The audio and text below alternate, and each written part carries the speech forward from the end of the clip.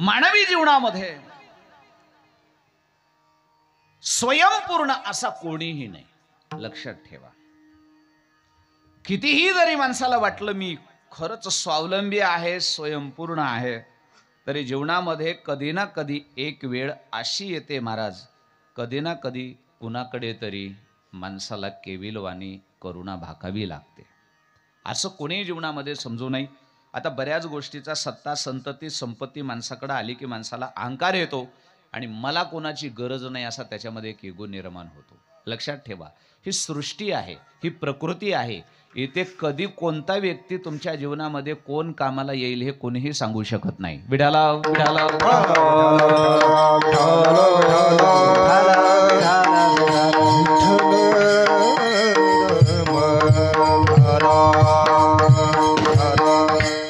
जीवनामध्ये जीवन जगत असताना अनेक प्रकारची माणसं मिळतील, अनेक प्रकारचे लोक मिळतील, पण ते लोक मिळत असताना एक लक्षात ठेवा, साधू संतांची शिकवण आहे, कधीही कोण्याही अहंकारामध्ये कुठल्या स्तरातल्या व्यक्तीची कवडी किंमत करू नका, त्याची अवकात काढू नका, त्याचा स्तर काढू नका. कारण आहे का, आत्ताचं बोललेलं वाक्य आहे, ज्या व्यक्तीचा तुम्ही अपमान करताय, ज्या व्यक्तीला तुम्ही कमी लेखताय, कोणती तीच व्यक्ती कदाचित तुमच्या जीवनामध्ये किती महत्वाच्या कामाला येईल, जीवनाच्या कोण्या वळणावर, असं काही सांगता येत नाही. जीवन आहे हे, संसार आहे हे. संसार एवढा विचित्र आहे, ज्याचं तोंड पाहायचं नाही त्याची पाय पाहायची वेळ आणतो. विठाला विठाला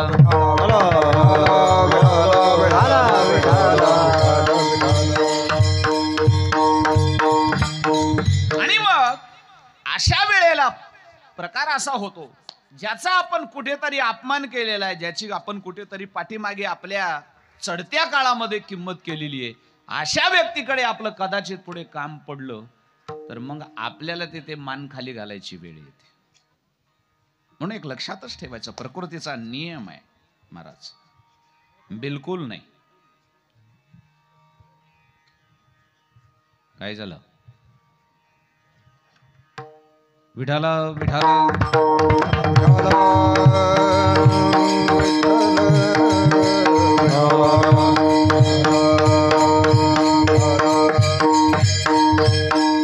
आणि मग केविलवान व्हायची वेळ आली की कुठेही गुडघे टेकावे लागतात.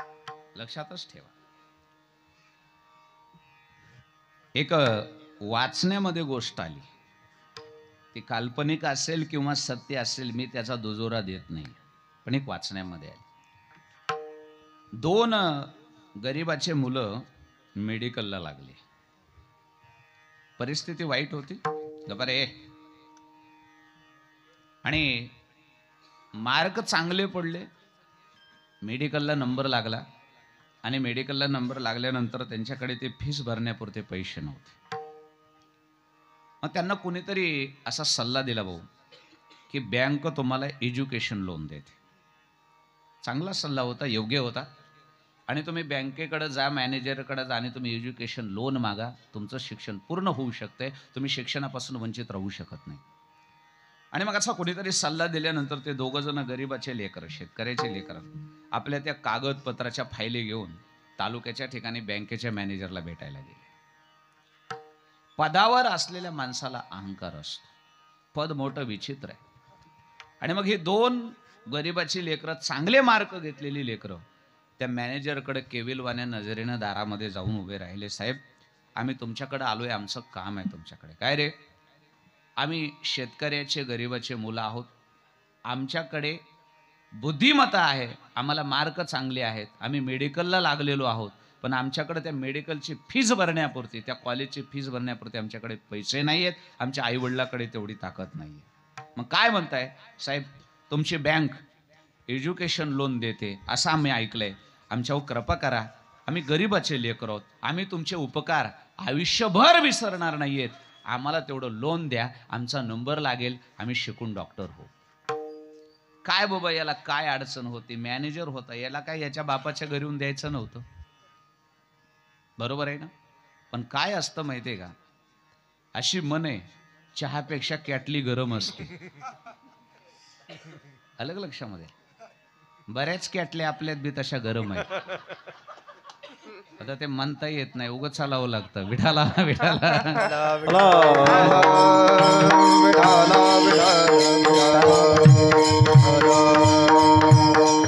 बोलायला लागला तो मॅनेजर. अरे तुमच्यासारखे असे कोणीही यावं आणि माझ्या बँकेला लोन मागावं आणि मी त्यांना पैसे वाटावेत, खैरात आहे काय?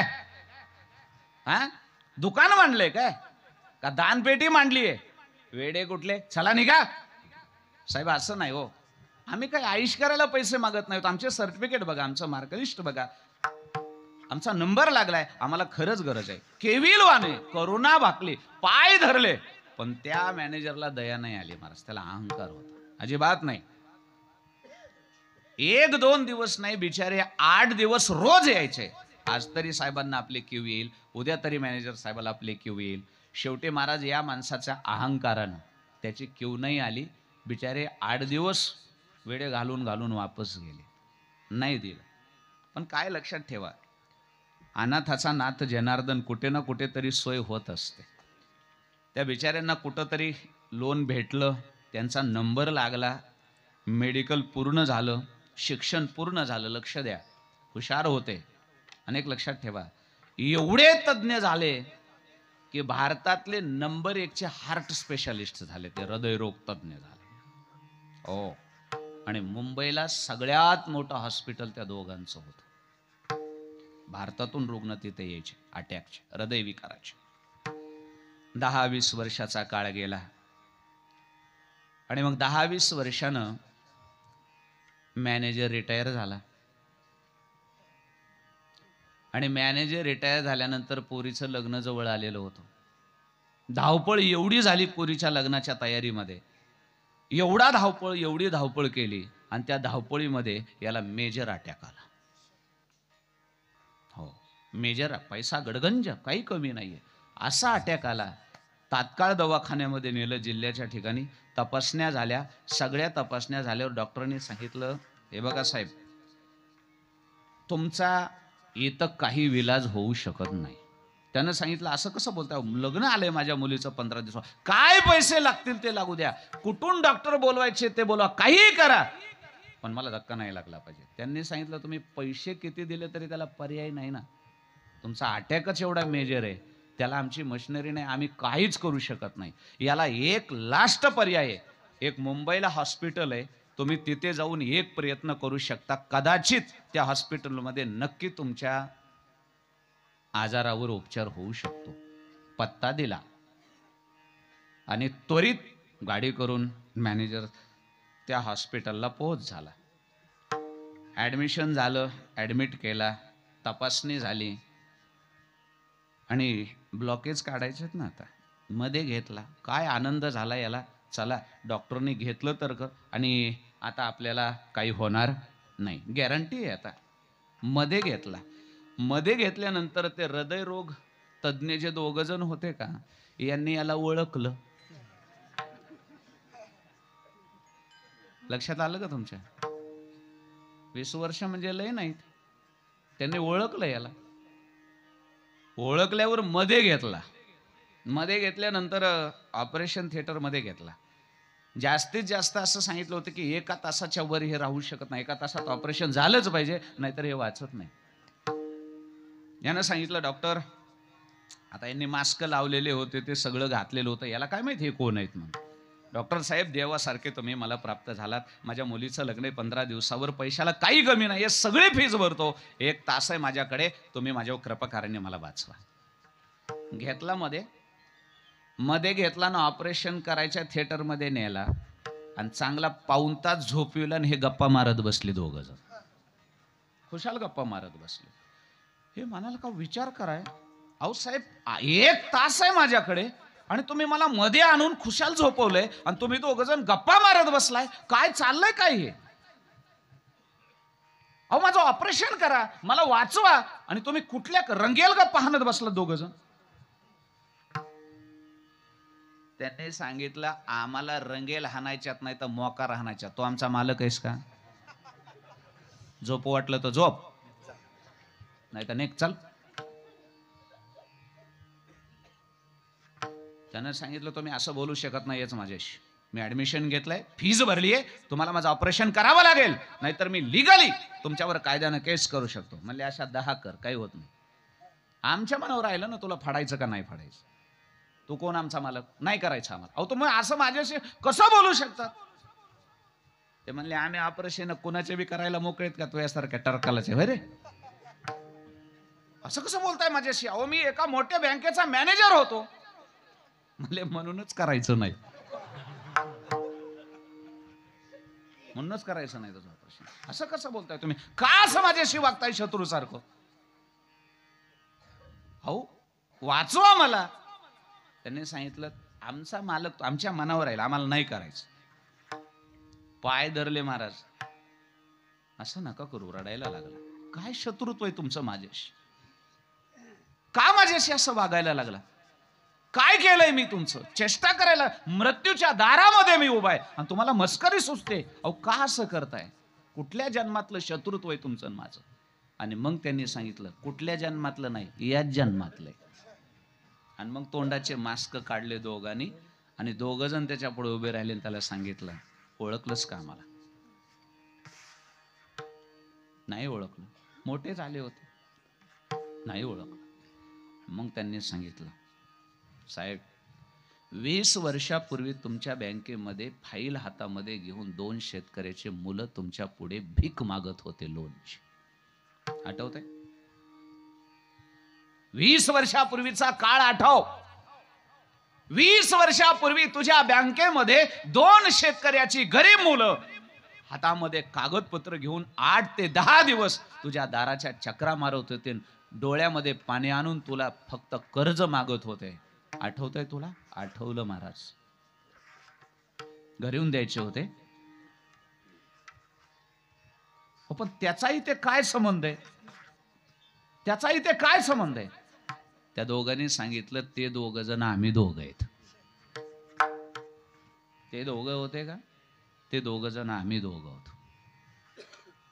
काय म्हणणं आहे बोला, बोला. काय बोलता आलं असेल त्याला. शब्द नव्हते बोलायला. गुडघ्यावर टेकला, डोकं पायावर ठेवून माफी मागितली. माझ्या पदाच्या अहंकारामध्ये मी तुमचा अपमान केला, पण माझ्या आयुष्यात मला कल्पनाही कधी मी केली नव्हती की एक वेळ अशी येईल की मला तुमच्या पायावर डोकं ठेवायची पाळी येईल. याला संसार म्हणतात सज्जन. अलग लक्षात. याला संसार म्हणतात, याला प्रकृती म्हणतात. हात जोडून तुम्हाला विनंती आहे, जीवनामध्ये कुठलंही पद येऊ द्या, सत्ता येऊ द्या, संपत्ती येऊ द्या, संतती येऊ द्या, जगात सगळ्यांकडे समान दृष्टीनं बघा. जीवनाच्या कुठल्या वळणावर कुठली व्यक्ती तुमच्या कामाला येईल काही सांगता येत नाही. विठाला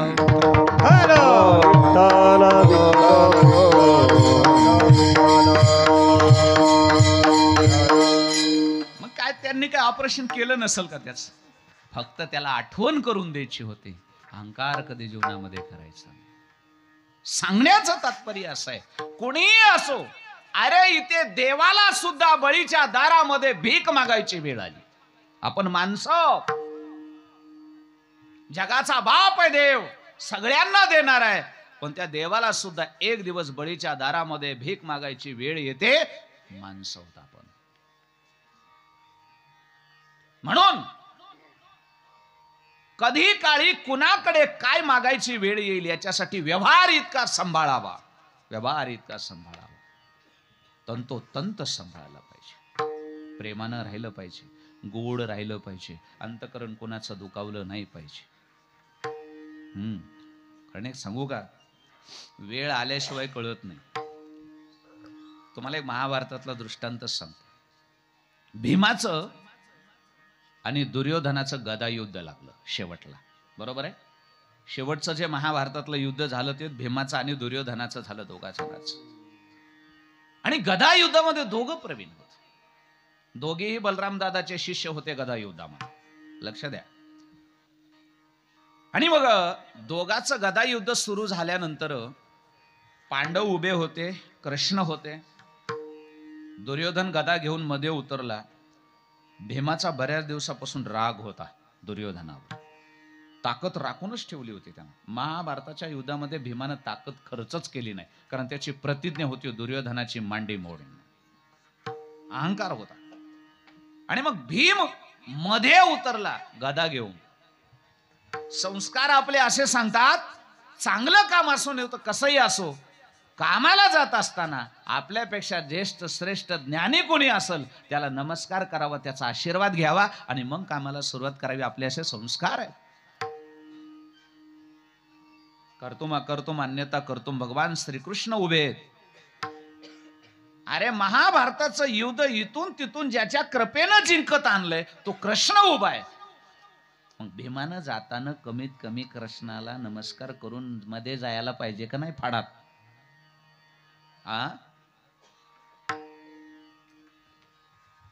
ताकदीच्या जोरावर अहंकार होता महाराज.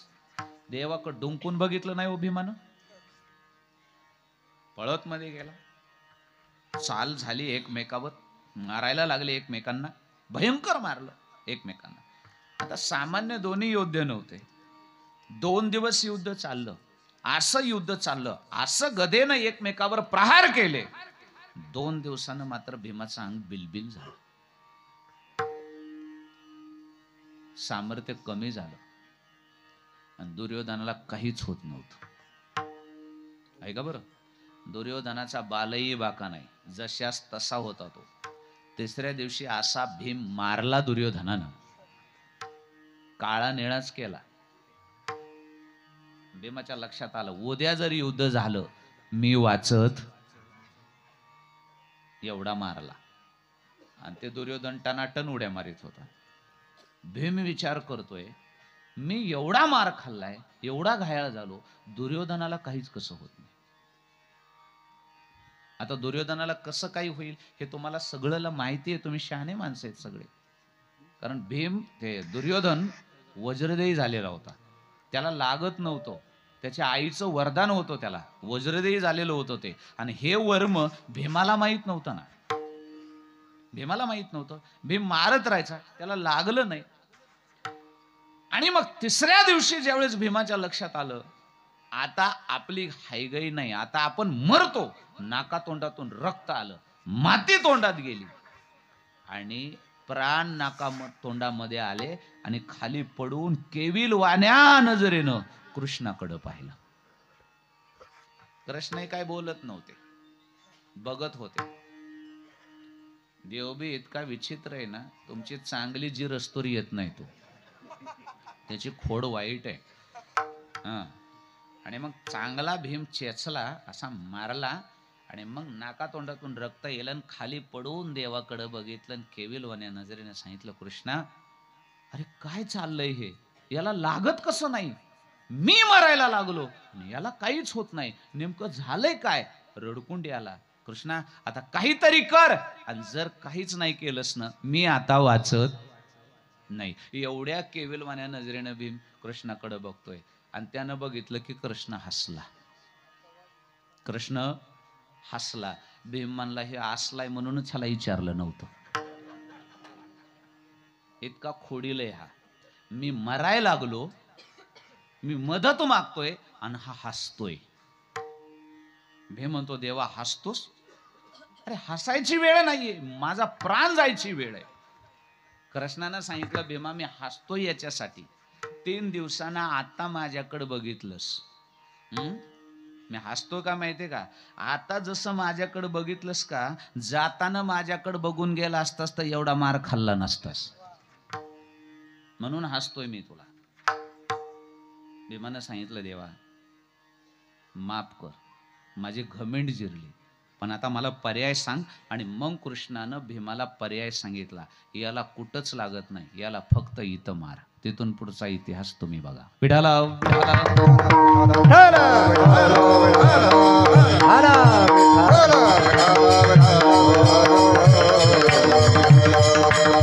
सांगण्याचं तात्पर्य असं आहे, अंगामध्ये ताकद असेल, कुठलीही घमंड असेल, माणूस झुकत नाही.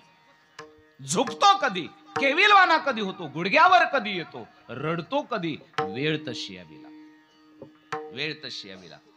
आणि जीवनामध्ये वेळ आल्याशिवाय तशी राहत नाही. पण एक लक्षात ठेवा, कलियुग आहे. गेला तो काळ सत्ययुगाचा, गेला तो काळ द्वापार युगाचा. कोणीही कुणाला मदत करत होतं. आता तुम्ही केविलवाने झाला तर तुमच्या वेळ आली तरी मदत कुणाकडे मागावी हे पण कळालं पाहिजे, कारण हे कलियुग आहे. तुमचं दुःख वाटून घेण्यापेक्षा तुमच्या दुःखाचं भांडवल करणारं जग आहे. विठाला विठाला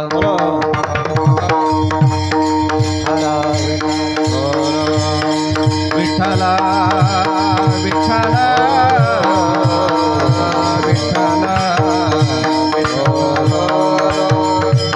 काळ विचित्र आहे. जरी वेळ आली कलियुगामध्ये तरी आपण कुणाकडे केविलवाना व्हावं, कुणाकडे करुणा भाकावी, कुणाकडे मदत मागावी याचा विचार करावा लागतो. अन्यथा समोरची व्यक्ती जर कपटी भेटली, दुर्जन भेटली, तर तुमच्या कमजोरीचा फायदा उठवणारे लोक आहेत या जगामध्ये. मदत करण्यापेक्षा तुमच्या कमजोरीचा फायदा घेऊन तुमच्यावर डाव साधणारं जग आहे. त्याच्यामुळे जीवनामध्ये आपल्याला कधी कुठे जर विश्रांतीचं स्थान पाहावं वाटत असेल, निवांत थोडं तरी कुठं तरी विश्रांतीला कुणाजवळ तरी जाऊन विसावा घ्यावा वाटत असेल, तर असं एखादं तरी विश्वासाचं ठिकाण आपल्या जीवनामध्ये पाहिजे. आलं का लक्षामध्ये? माझं एक वाक्य नीट लक्षात ठेवा मित्रमंडळी, तरुण मित्रमंडळी. एक वाक्य लक्षात ठेवा. जीवनामध्ये तुम्ही सगळं कमवा, जीवनामध्ये सगळ्या गोष्टी करा. जग इतकं विचित्र आहे. जगावर विश्वास असेल किंवा नसेल, पण जीवनामध्ये कमीत कमी 2 तरी मित्र असे कमवा की ऐन वेळेला खुशाल मुंडकं ठेवून त्याच्या खांद्यावर निवांत झोपता विश्वासानं यावं, असे 2 तरी मित्र जीवनामध्ये कमवा. 2 तरी अशा विश्वासाच्या जागा 2 तरी आपल्या जीवनामध्ये पाहिजेत. अन्यथा एक वेळ असा येईल, संपत्ती संतती आणि सत्ता कमवण्याच्या नादामध्ये सगळेच माणसं तोडत गेलात ना, एक दिवस तुम्हाला कुठे मुंडकं ठेवून झोपावं याची पंचायत होईल. जगात कोणीच नाही पुन्हा, तुम्हाला कोणीच नाही. पण आता इथे कसं आहे, या कलियुगामध्ये कुठे भार घालावा आणि कुठे ओझं ठेवावं, कुणाच्या कुशीत शिरून रडावं याचा भरोसा राहिलेला नाही महाराज. म्हणून एक लक्षात ठेवा, मला बाकी जास्त सांगायचं नाही. या काळामध्ये विश्वास ठेवण्याचं ठिकाण फक्त एकच राहिले, ते म्हणजे संत. विठाला विठाला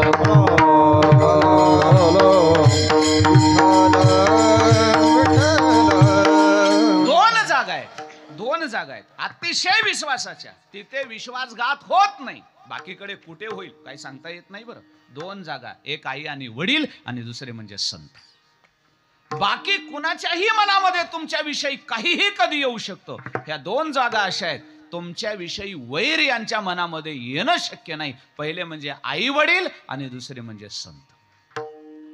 या 2च जागा आहेत. खुशाल यांच्या जवळ जा आणि यांच्या कुशीमध्ये निवांत विश्वासानं झोपा. आलं लक्षामध्ये?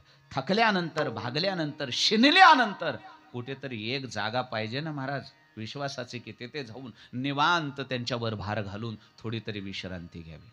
मग कोण आहे या जगामध्ये? दुसरं कोणी नाही. लक्षात ठेवा, संत आणि आई वडील, याच्यापेक्षा दुसरं कोणी नाही. याच्या पुढे जाऊन सांगतो मी तुम्हाला. कुठे विश्वास ठेवावा, कुणावर भार घालावा, कुणावर ओझं घालावं आपल्या जीवनाचं काही काळ आणि विश्रांतीला थांबावं, ही जागा जर चुकली तर क्षणात बर्बाद व्हायला वेळ लागत नाही. विठाला विठाला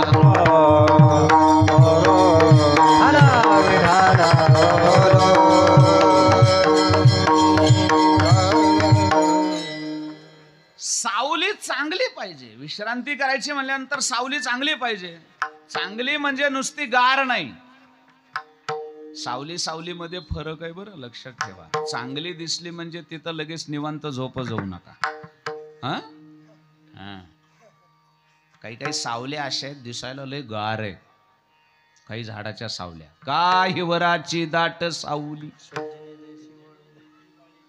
बरोबर. ज्ञानोबाराय म्हटले, एक झाड असंय सावली लय गार आहे पण त्याच्या खाली झोपू नका, ते झाड हिवराचं. विठाला विठाला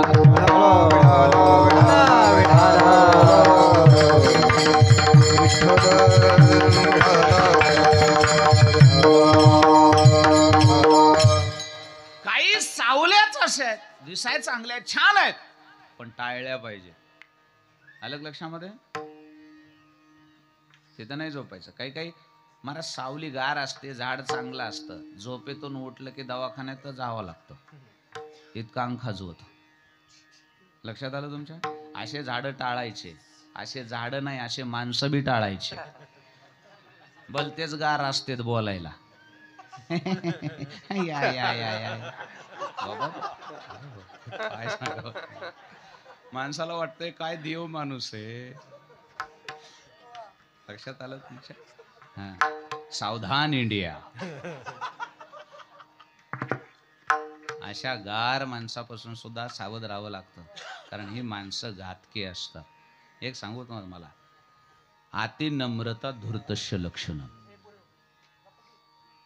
अलग लक्षामध्ये काही गोष्टी अशा आहेत त्या नम्र न झालेल्याच बऱ्या आहेत. तुलसीदासजींनी वर्णन केलंय. नंबर 1 धनुष्य, नंबर 2 सर्प, नंबर 3 हिंस्र पशु. हे जोपर्यंत ताट आहेत तोपर्यंत यांच्यापासून भीती नाही. ज्या दिवशी हे लवले समजायचं घात आहे. विडाला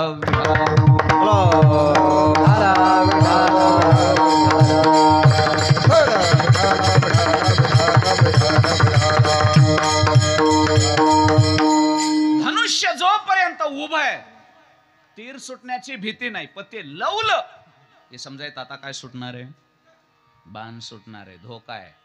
ते ताट आहे तोपर्यंत भीती नाही, ते असं नम्र झालं हे समजायचं आता बाण सुटणार. सर्प जोपर्यंत फणा काढून उभा आहे ना तोपर्यंत चावत नाही. लक्षात ठेवा, तो आसा आहे तोपर्यंत भिवूच नका. आसा झालेला आसा करून तुमच्याकडे निघला हे समजायचं धोका आहे. नंबर 3 बोका वाघ. बोका आणि वाघ जोपर्यंत असे आहेत का तोपर्यंत उंदराने बिनधास्त करायचं. आणि बोका जर नम्र झाला, कळतंय, बोका जर साधू झाला, त्याची नम्रता आहे, तो जोपर्यंत असा ताट आहे तोपर्यंत उंदराने शांत, काही भ्यायचंच नाही. तो जर त्यानं जर नम्रता दाखविली, कशी दाखवितो तो माहिती, जब धरतय ते, लवलं ते असं केलं की समजायचं बाबा खवळलाय. असल्याच्या जवळ जायचं नाही. शिंदे साहेब ज्ञानोबरांची ओवी. एका उंदराला ऊन लागायला लागलं उन्हाळ्याच्या दिवसात. हा केपली, मग त्याला ऊन लागायला लागलं, तलगिल झाली उन्हाची, म्हणून ते सावली बघत हिंडायला लागलं. तुर तुर तुर तुर तुर तुर तुर तो इकडं तिकडं बघितलं, सावलीच नाही. मग एका ठिकाणी आपली एवढी सावली दिसली त्याला, आपली एवढी सावली दिसली. काय आनंद झाला उंदराला. दुपारचा 1:30चा टाइम, ऊन लागायला होतं, पोळायला लागलं होतं, आणि त्याला एवढी सावली दिसली. आणि उंदीर म्हणला आता मस्त ह्या, काय देवानं कृपा केली, आता या सावलीला उगा निवांत झोपतो. आणि ते उंदीर त्या सावलीला जाऊन बसलो. विश्रांती कुठं घ्यावी, थकवा भाग व सीन कुठं घालवावा हे सांगतो मी. विचार करा, उंदराला ती सावली गार वाटली. ज्ञानोबराय म्हणतात त्या सावलीला झोपू नको, कारण ती सावली एकदा वर तोंड करून बघ, ती सावली कशाची आहे, सर्प फणी काढून बसलेली सावली आहे. कशाची सावली आहे ती? मोठा सर्प आहे आणि त्या सर्पानं फणा काढलाय आणि त्या फण्याची सावली पडली आहे, आणि त्या सावलीला हे उंदीर म्हणतंय आता निवांत झोप. का सर्प फणीची सावली, मुशका शीतल होईल केतुली. त्या सर्प फणीच्या सावलीला जर कुणी विश्रांती घ्यायची म्हणत असेल, तो उंदीर मुशक म्हणत असेल, ज्ञानोबराय म्हणतात तुझा घात आहे. तसं लक्षात ठेवा, या जगामध्ये कलियुगामध्ये तुम्ही जर कोणाजवळ मदतीला जात असाल, केविलवाणी करुणा भाकत असाल, तर विचार करून जावा, कारण ज्याच्याकडे जायचंय तो कदाचित सर्प असू शकतो. विडाला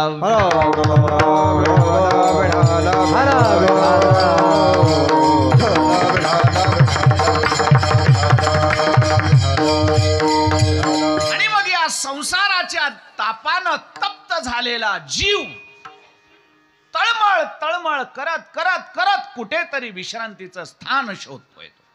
कुठेतरी थोडी विश्रांती मिळेल, कुठेतरी थंडावा मिळेल, अशी जागा शोधतोय. पण अशी त्याला विश्वासाची जागा मिळेल कोण?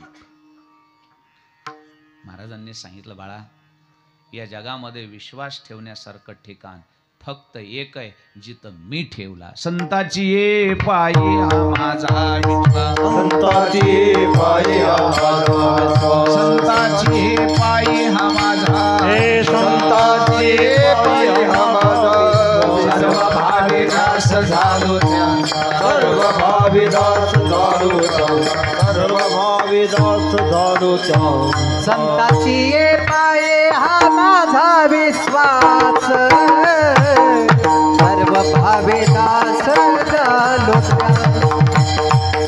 सर्व भावे दास झालो त्यांचा, सर्व भावे दास झालो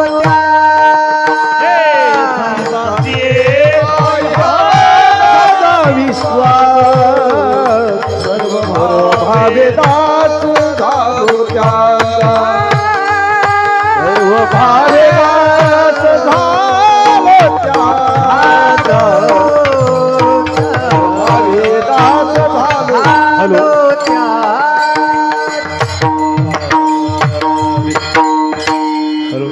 एकच अशी जीवनामध्ये जागा आहे, डोळे झाकून विश्वास ठेवावा, निवांत झोपावं. अरे ज्यांच्याकडे विश्रांतीला देव जातो, माणसाने का जाऊ नये? बिंदास्त नामा म्हणे देवा, चला तया ठाया, विश्रांती घ्यावया कल्पवरी. देव सुद्धा थकल्यानंतर, भागल्यानंतर विश्रांतीला ज्यांच्याकडे जातो, असं एकच स्थान आहे, ते म्हणजे संत आहे. विश्रांतीचा ठाव, विश्रांतीचा ठाव, पायी संताची या भाव, पायी संताची या भाव.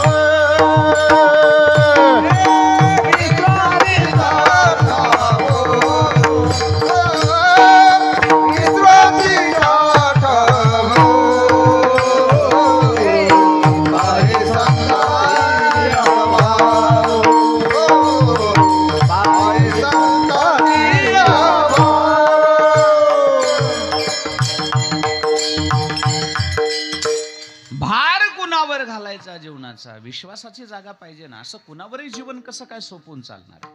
एवढं अनमोल जीवन आहे, कुणावर तरी कसं काय सोपवायचं? भार कुणावरही कसं काय घालून जमायचं? अजिबात नाही. विश्वासाची व्यक्ती पाहिजे. मग कोण आहे विश्वासाच? एकच जागा, एकच. दोन जागेवर विश्वास ठेवायचा बिंदास्त. मग असे सांगितले, एक आई वडील एक आणि दुसरे संत. जगात दुसरीकडे विश्वास ठेवायचा नाही, कोणी नाही. तुम्ही कितीही कुणापुढे केविलवानपणा, कुणाला तुमची किव येत नाही, येणारही नाही. आणि येणार असती तर तुकोबराय म्हणले, मी काय तुमच्याकडे संताकडे डायरेक्ट आलेलो नाही, आधी सगळ्यांकडे फिरून आलोय. लक्षात येत आहे तुमच्या? म्हणून अभंगाची सुरुवात झाली आता शब्दापासून. हा आता शब्द महत्वाचा आहे बरं. हे आता म्हणजे माग बरच पुला खालून पाणी गेलेलं आहे. विढाला विढाला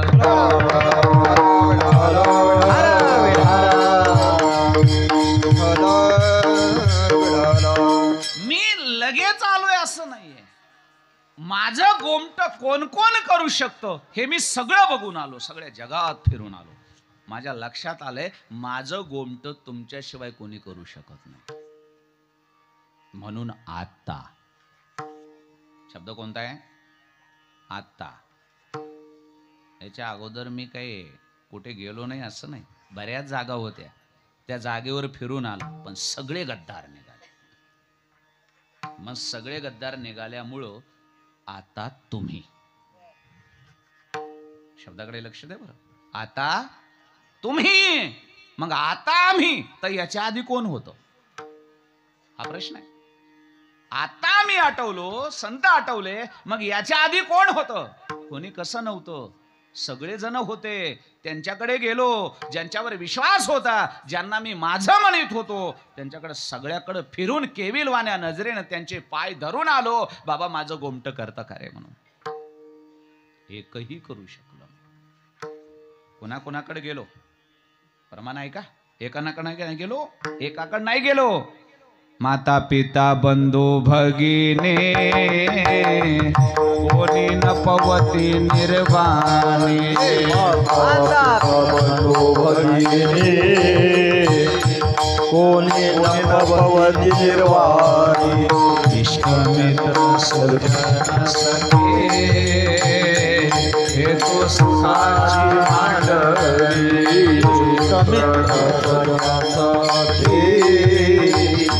हे तो सुखाची मांडली.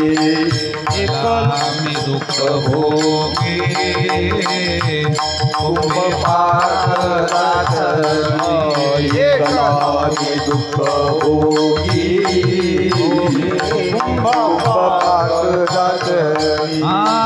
तिथे कोणी सोडविना एका सद्गुरु वाढोणी.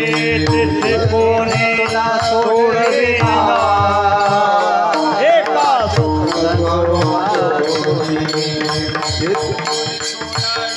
सोडविना एका सद्गुरु वाढोणी. तिथे कोणी सोडविना एका सद्गुरु वाढोणी. राग लागू तुझ्या तुझी कृपाळू राजा दानची जीवीचे गाय न सांगता धर्माचा देवाचा भोगपण उतरणारे आंधळा दृष्टी देतो त्याचे नाव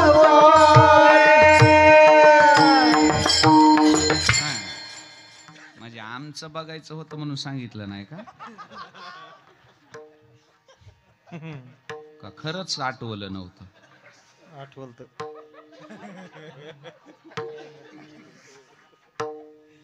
बरं जाऊ दे. तुम्हाला काय कळालंय का आमचं?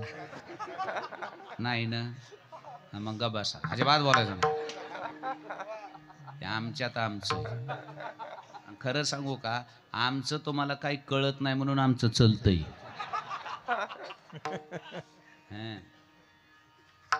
बरे काय करावं आता? कसं होतंय, हे नाटाचे काकड्याचे ह्याचे ध्रुवचरण लवकर आठवत. आता काय मी बघतो तुमच्याकडे, तुम्ही होता यांच्याकडे. आता जशाला सगळे सारखेच म्हणले आता काय मिळ नसतोय. जगन्नाथांना एक दृष्टांत सांगायचे. दोन्ही सारखे भेटले काही मेळच लागत नाही मला. एक जणाच्या डोळ्याला लागलं आणि त्या डोळ्याला लागल्यामुळं त्याचं बुबळ सरकलं असं, त्याला एकाचे दोन दिसायला लागले. काही बी एका वस्तूचं काय दिसायचं असं दोन दिसायचं.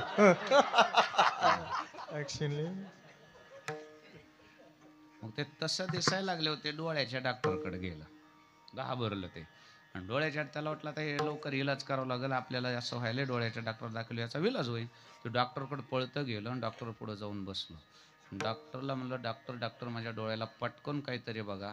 डॉक्टर म्हणला काय झालंय? मला एका माणसाची दोन माणसं दिसायला लागली.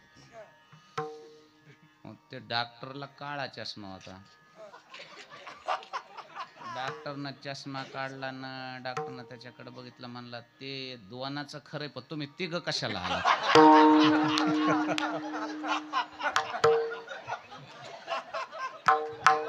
कळालं का काय पोरं?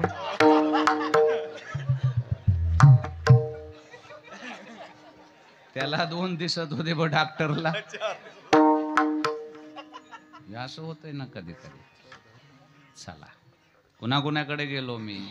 माझं गोमट करा याच्यासाठी मी कुणाकुणाकडे भीक मागितली आतापर्यंत. आता तुम्ही हे खरं, पण याच्या आधी कुठे कुठे गेलो? माता पिता यादी ऐका. ज्यांना मी माझं म्हणत होतो की हे माझं गोमट करू शकतील असं मला वाटत होतं.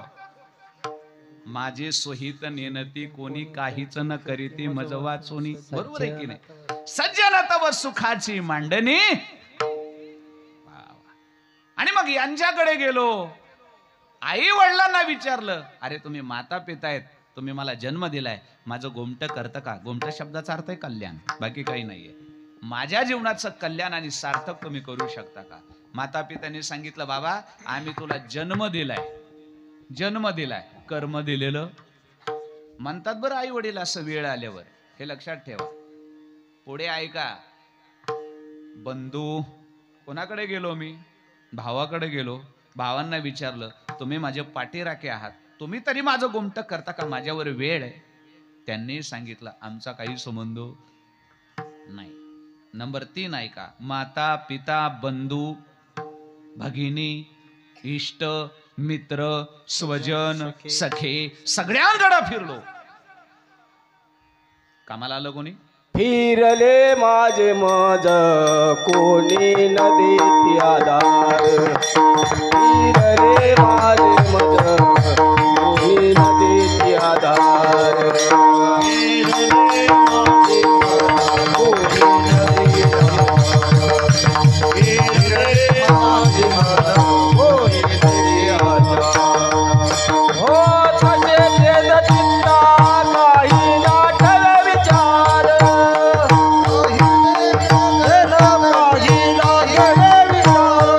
शांत होतो जना माझे तोही साडीला धार. शांत होते हे ना तो ठाव अवघा पडिला अंधार. हे ना तो झाला अंधार.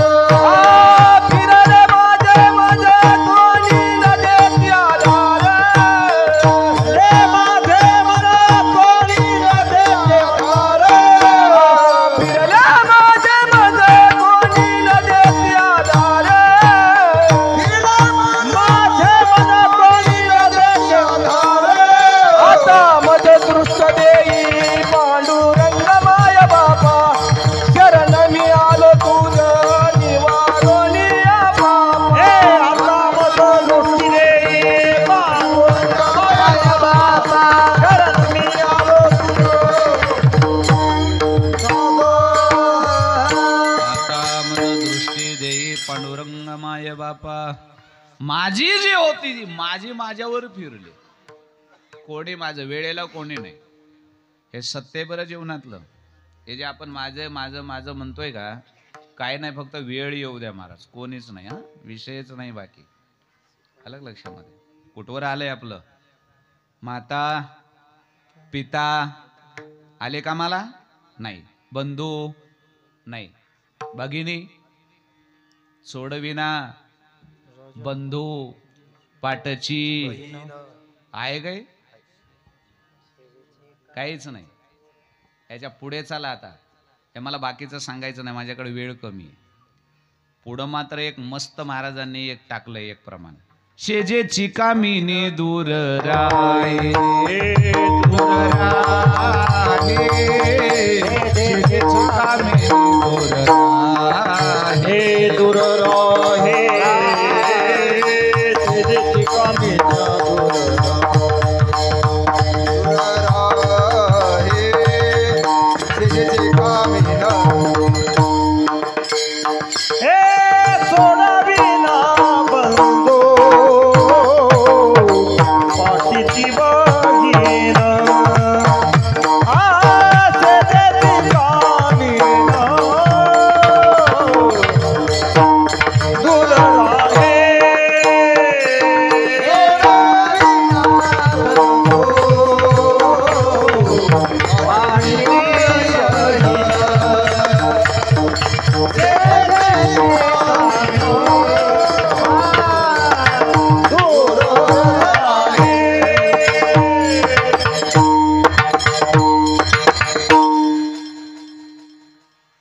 इथपर्यंत यादी आली बरं. एवढ्याकडे फिरलोय मी. हे आत्ताच्या अगोदरच आहे. हा आता तुम्हीच्या अगोदरची ही यादी आहे. आता तुम्ही पण अगोदर कुठे कुठे गेलो ही यादी आहे. इथपर्यंत आलो. सोडविना बंधू पाटची. बोला बरं. माता पिता गद्दार, बंधू गद्दार, भगिनी गद्दार. नाही म्हणायचंच नाही. तुम्ही म्हणता चांगला आलाच बाबा खटली फोडायला.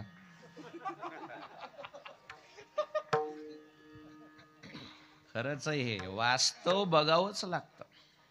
वास्तव बघावंच लागतं. एक लास्ट नातं आहे महाराज.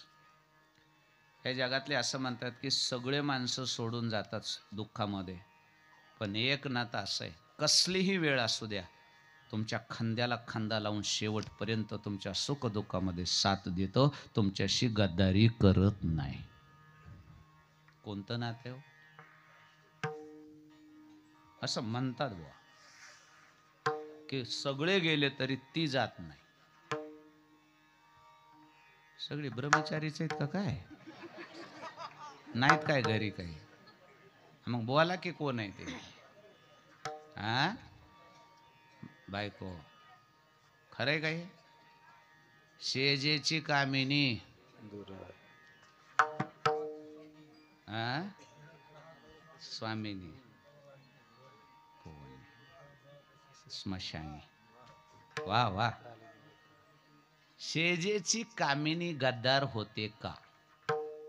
हे तुकोबऱ्यांनी म्हणू द्या. आपल्याला सगळ्याली कामिनी आहेत, आपण बोला. मला बी याच्यातलं कळत नव्हतं, पण 2 वर्ष झालं मला बी कळायलं.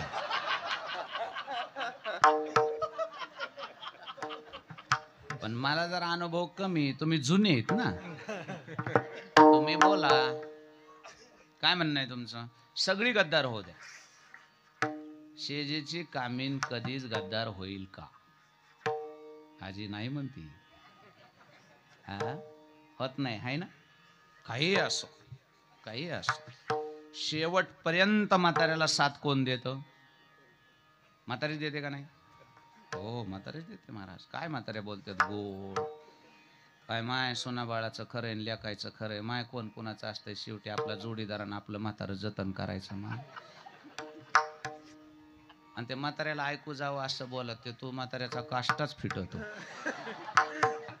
का म्हातारीचा जीव आहे हो. फक्त वर्ष 6 महिने म्हातारं जागेवर पडून राहू द्या, जागेवर पडून राहू द्या, आणि त्याची जागेवर खटाटूप म्हातारीला करायची पाळी येऊ द्या. मग बघा म्हातारीची भाषा कसा मरण असो. झालं का? बोंबलला गेला. बैल मन खरं मरता तरी बरे, नासी येले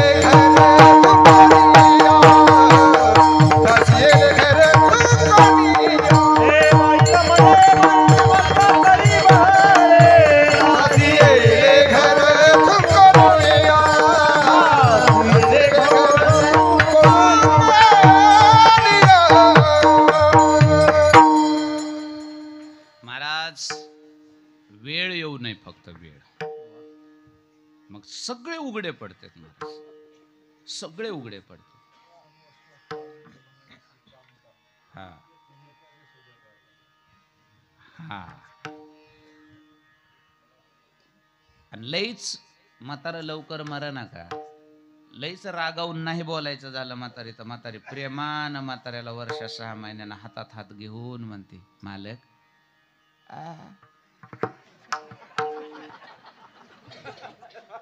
म्हातारी गोड किती बोलते माहिती का म्हाताऱ्याला? कशाची वाढ कालाय व तुमचा. याचा अर्थ कळाला तुम्हाला? मर म्हणते काय बघा, कशाची वाढ कालाय व तुमचा. सोडा की आता जीव, आता जगू दे की.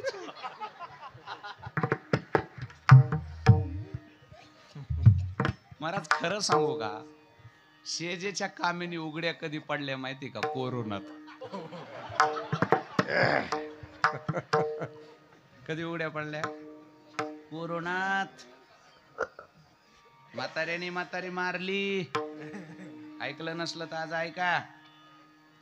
वडवणीच्या बाजाराहून म्हातारा आलं. म्हातारा संध्याकाळी, जी म्हातारी आदल्या दिवशी म्हणत होती का माय जोडीदाराशिवाय काय करे, जन्माचा जोडा आहे, जन्माचा जोडा आहे, ओढून येऊन म्हातारा आलं. आणि जेवायच्या टायमाला म्हातार असं शिकायला लागलं. म्हाताऱ्यानं कानपटी ठोका टाकला. तोंडावर ठसकची नाही तो हो म्हणते. बोंबलं थिंडून आलंय सोडवणीला, आणखीन काही माया राशीला तोंडाला लावते काही तसलं म्हणते ते. खरंय का कुठे हो? म्हाताऱ्याला सर्दी झालती हो साधी. कोरोना नव्हता. साधी सर्दी झाली त्या म्हातारा लागलो फुसफुस कराय. काळच तसा वाईट होता, आठवण तुम्ही 2-3 वर्षापूर्वीचा. माणूस मारा नुसतं केलं की माणसं तरट पडायचे. माणसं हे थांबत नव्हतं जवळ. सर्दी फिरदी ते म्हातारं सर्दी झालेलं म्हातारं होतं. तर त्या म्हातारीनं लेकाला आणि सुनाला अंधारात सांगितलं, हे म्हातारं कोणाची तरी पिढा घेऊन आलंय, घर लेकरा बाळानं गज भरलंय, ह्याला रानात नेऊन टाका. ही काडी कुण खवली आज ऐका. सर्दी झालेलं होतं म्हातारं महाराज. ह्या म्हातारीनं सांगितलं, लेकरा बाळानं गज घर भरलंय बाबा, हे सगळं घराला भवन हे म्हातारं, ह्याला रानात नेऊन टाका. आणि ते म्हातारं रानात नेऊन टाकलं. त्याला शब्द होता क्वारंटाईन. आठवतोय का? किती दिवस? 14 दिवस. ते रानात नेऊन टाकलं महाराज. कोरोना नव्हता रे बाबा, सर्दी होती म्हाताऱ्याला, नुसतं खाण्या वाचून मेलं. नुसतं खाण्या वाचून मेलं बघा. पोरग बी गेलं नाही, सून बी गेले नाही, बेन. बरं ते नका जायना, खरं कुणी जाया पाहिजे होतं भाकर घेऊन, जन्माच्या जोडीदार म्हणणारे. तिनं तरी जायला पाहिजे होतं का नाही? म्हाताऱ्याला रागवून बघायला. इकडं बघून सांगतो मी.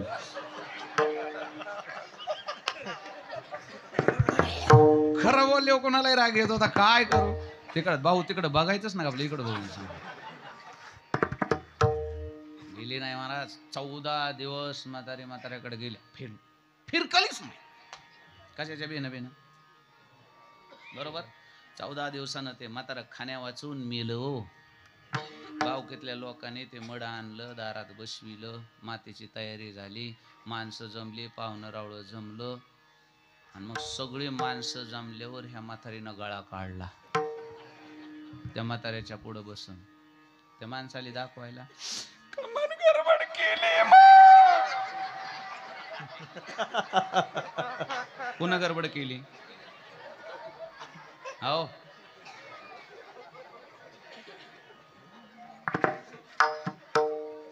आणि एकटाच कसा गेला तो. तुला जायचं होतं.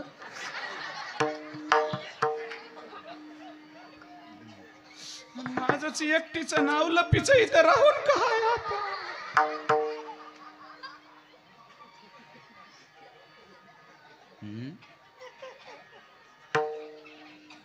खरं आहे का खोट आहे?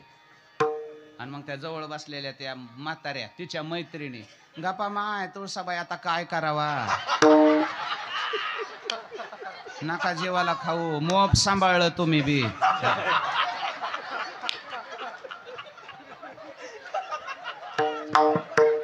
पुरे हो सांभाळलं. आणि त्या लोकांना ऐकू घालायला ती म्हातारी म्हणते, लय 14 दिवस सेवा केली माय. किती बहुरंगपणा आहे ह्यो. इतका बहुरंगपणा. कुठं गेली सेवा? अगं खाण्या वाचून मारलं.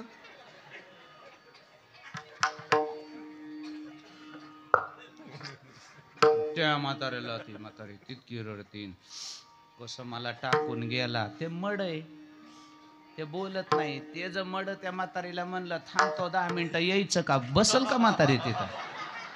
मड्यापाशी बसल. ते जर मड म्हणलं चल यायचं का. अरे बाबा शेजेची कामिनी सांगतो मी तुम्हाला. शेजेची कामिनी किती गद्दार होते वेळ आल्यावर. वास्तव आहे हा, विनोद नाही. रंगला म्हणून हसलात, पण हे खरं वास्तव आहे.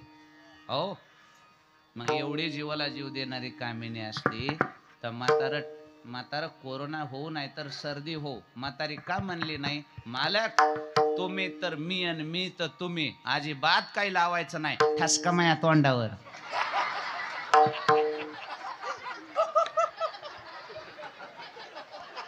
का नाही म्हणली? म्हणली का म्हातारी? नाही म्हणली. हे बघा आजी तुम्ही किती रागावून बघितलं तरी मला इलाज नाही. आता हसली बघा माता.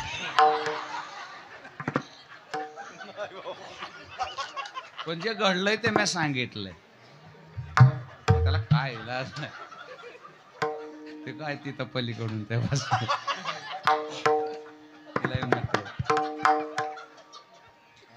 विठाला विठाला कुंडली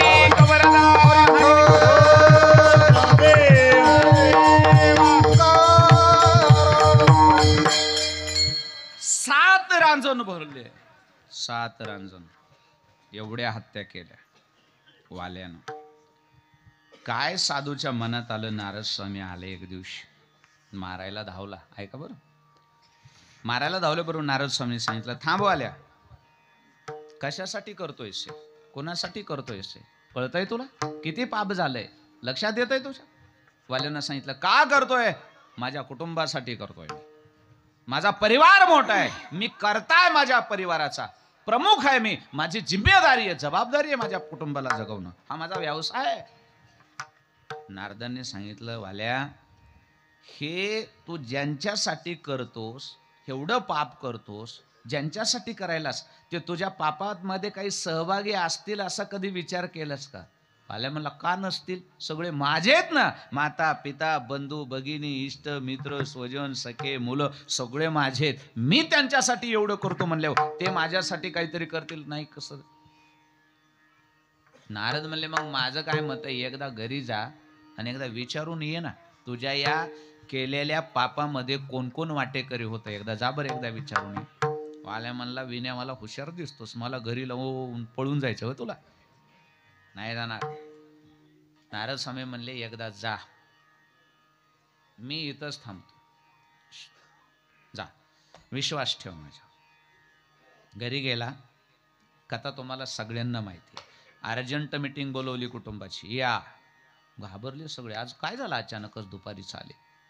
बसवले सगळे, आई वडील पत्नी मुलं सुना नातवंड सगळे भाऊ बहिणी सगळ्यांना बसवलं. वाल्यानं बैठकीमध्ये सांगितलं, कुटुंबाची बैठक, आजपर्यंत मी कुटुंब प्रमुख म्हणून तुमची सगळ्यांची जिम्मेदारी स्वीकारली. तुम्हाला सगळ्यांना जगवण्यासाठी मी अनेक प्रकारचे पाप केले. आजपर्यंत कितीतरी हत्या माझ्याकडून, चोऱ्या माऱ्या दरोडे हत्या सगळ्या केल्या मी तुम्हाला जगवण्याकरता. बरोबर म्हणले, हो जगवलं. माझा प्रश्न असा आहे, आजपर्यंत माझ्याकडून जेवढी पातकं घडली, पाप घडली, याच्यापैकी कोण किती वाटा उचलणार, बोला. कोण किती वाटा उचलणार आहे, बोला.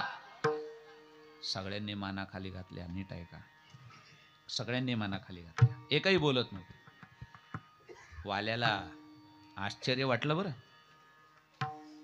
कोणीच बोलत नाही.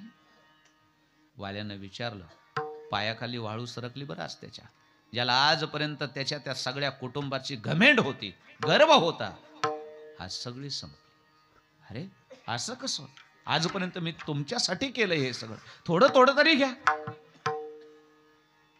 विचारलं आई वडिलांना, तुमच्यापासून सुरुवात करतो, तुम्ही माझे आई वडील आहोत, तुम्हाला तरी माझी काही दया येते का नाही, थोडं तरी घ्याल का नाही? आई वडिलांनी सांगितलं, बाळा, जन्म दिला लहानाचा मोठा होईपर्यंत, तुला संसाराला लावेपर्यंत, तुला जगवण्यासाठी आम्ही काय केलं याचं घरानं तुला कधी सांगितलं का? नाही सांगितलं, नाही सांगितलं. मग आता म्हातारपणी आम्हाला जगवायची जिम्मेदारी तुझी आहे, तू काय करतोस हे घरानं आम्हाला सांगू नको, तुझं तू बघ. वाईट वाटलं महाराज, हात झटकले आई वडिलांनी. भावांना विचारलं, तुमचं रे दादा, तू मोठा आहेस, मोठा भाऊ हा बापासारखा असतो, त्याचं कुटुंबावर लक्ष ठेवणं जगवणं काम असतं, तुझं कर्तव्य, आमचा काय संबंध आहे त्याच्यामध्ये, तू केलंस तू बघ. बहिणींना विचारलं, बहिणीनं सांगितलं, मी तर पाहुणी आहे, माझा काय संबंध आहे. मुलांना विचारलं, सुनांना, सगळ्यांना विचारलं, सगळ्यांनी हात वर केले. शेवट पत्नीला विचारलं, शेजेची कामिनी दूर राहील.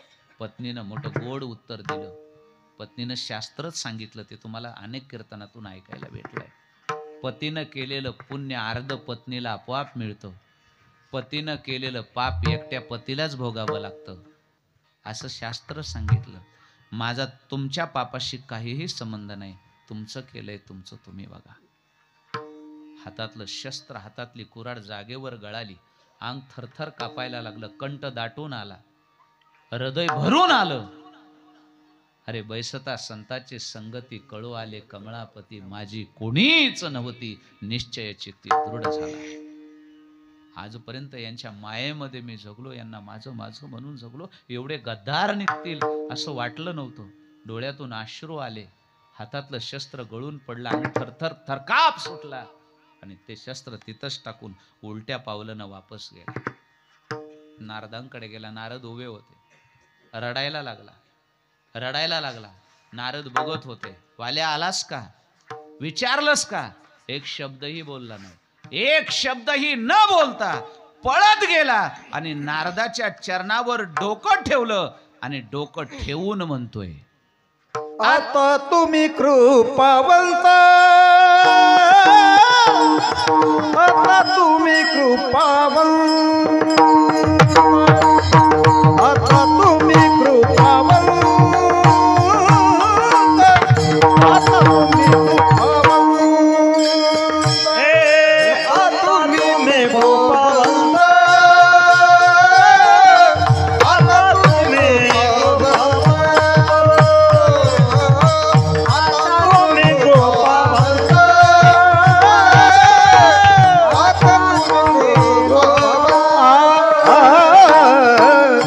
आता तुम्ही कृपावंत, आता तुम्ही कृपावंत, आता तुम्ही कृपावंत, आता तुम्ही कृपावंत, आता तुम्ही कृपावंत,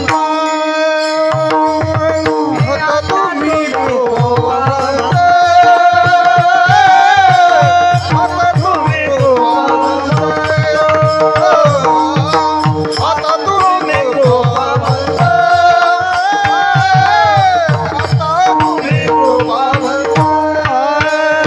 साधू संत जीवन, साधू संत जीवन, गोमटे ते करा माझे, गोमटे ते करा गोमटे ते करा माझे, गोमटे ते करा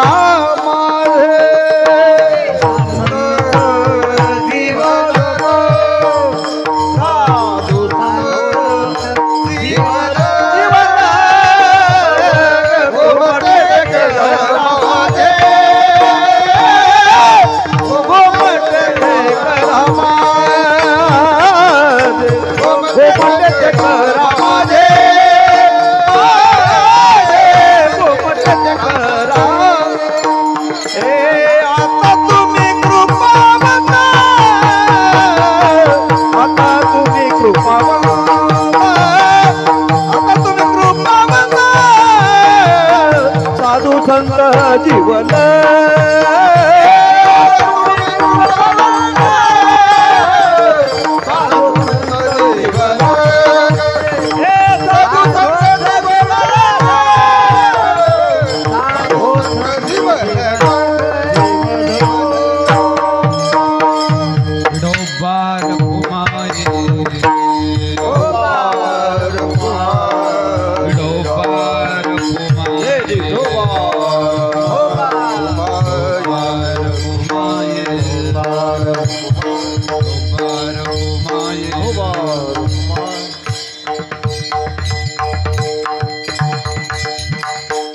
आणि मग नारदाच्या चरणावर मस्तक ठेवलं.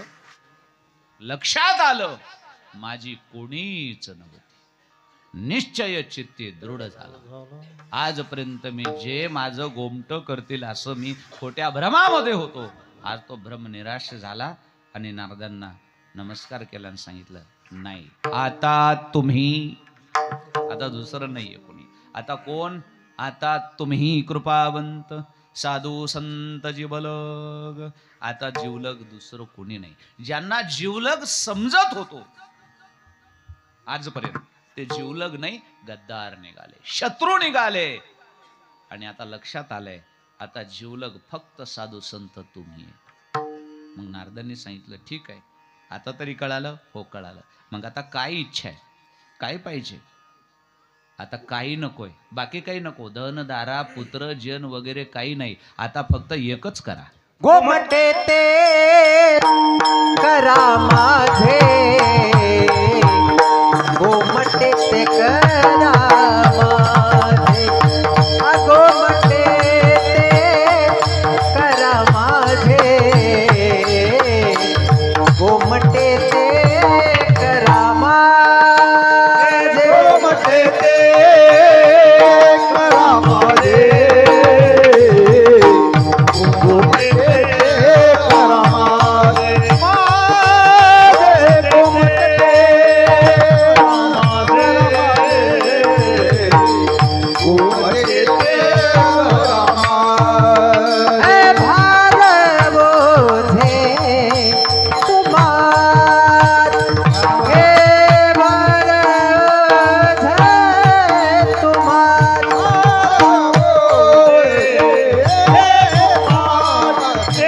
भारवो जे तुमासी.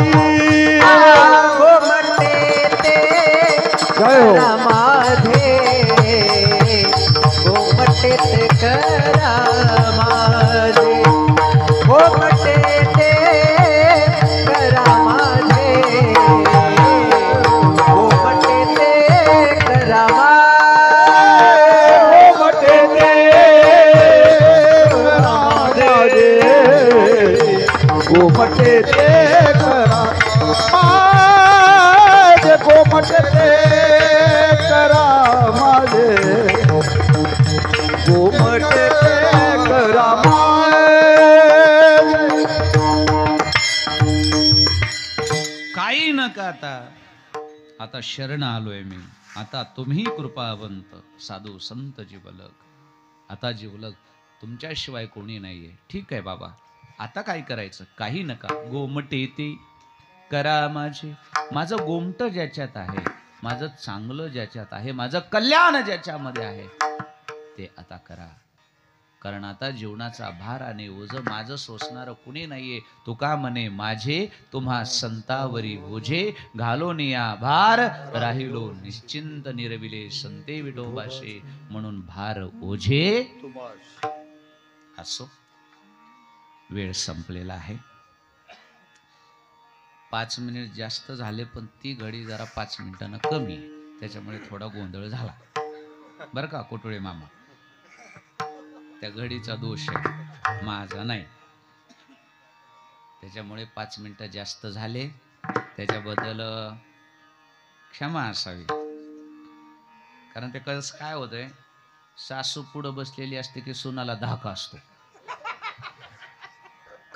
त्यांनी मगच मला दाखवला टाइम.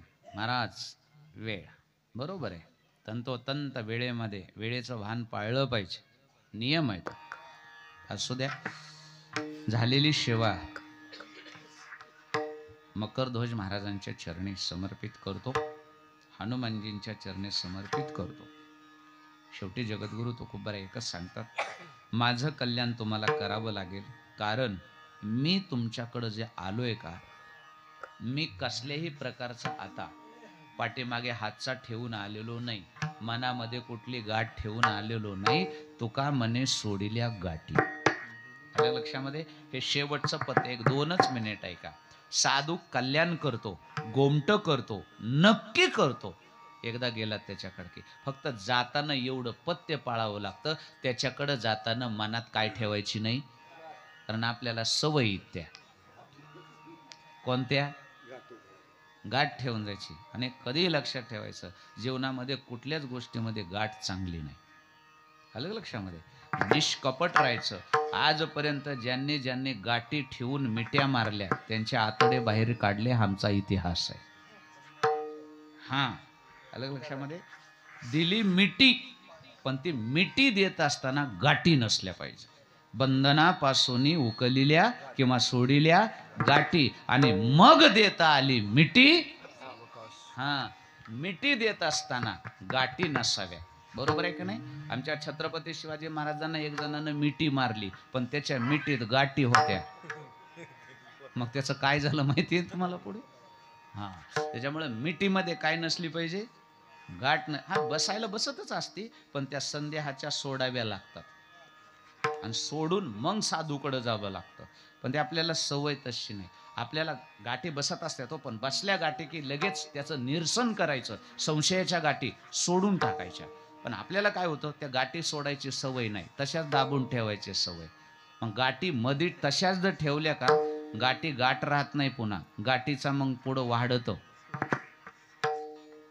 माणसं बोलत बोलत म्हणतात, महाराज ते तसलं दिसतंय पण लय आतल्या. कशाचं आहे? गाठीच आहे. पण ते गाठ सोडली तर बरे, नाही तर गाठीचा पुन्हा मग असा होतोय, पुन्हा गाठ नाही. मग बाया म्हणते त्याला लय गड्डा उठलाय. हा, मग त्या गाठीचा म्हणजे गाठीचा मोठा भाऊ येतो. गाठ जर नाही सोडली तर मग त्या गाठीचा पुढं गड्डा होतो. मग बाया म्हणतात तुला गड्डा उठला, असं मग ते पुन्हा भानगडे होत्या. त्याच्यापेक्षा आपली गाठ सोडलेली बरी. सांगायसारखं भरपूर आहे पुढं, पण ते आता सांगायला वेळ नाही. तुकोबाराय म्हणले, तू का म्हणे सोडल्या गाठी आणि मग दिली मिठी पायाशी, गोमटे ते करा माझे भार ओझे तुम्हाशी. पुन्हा